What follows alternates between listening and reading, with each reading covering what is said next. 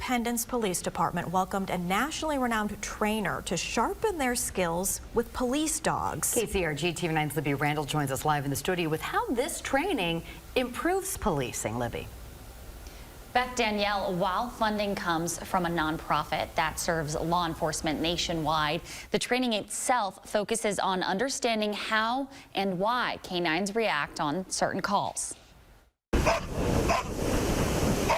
As K9 Callie waits patiently for the chance to do what she's been trained for, her handler learns more about what's going on inside her head and how she might react to different situations. The nose is the biggest asset for the dog, but we also expect them to do a variety of other things. Other things like when to bite a suspect who is being taken into custody. And we're looking really mainly for pain compliance from an individual. We don't want to harm them, but inevitably, you know, there's pain compliance when that takes place. So we want the dog to be very effective at that. We don't want it to be a long, drawn-out process. It's not just about the physical aspects either. Animals have a certain primal instinct, and this training includes having the handler understand those psychological impulses. Anytime that you can add that aspect into it, or you're moving, or maybe getting the dog to pay attention to you by flinches or certain movements, it can really bring the dog's confidence levels up. The previously trained dogs know to go after these protective suits rather than anyone or anything else.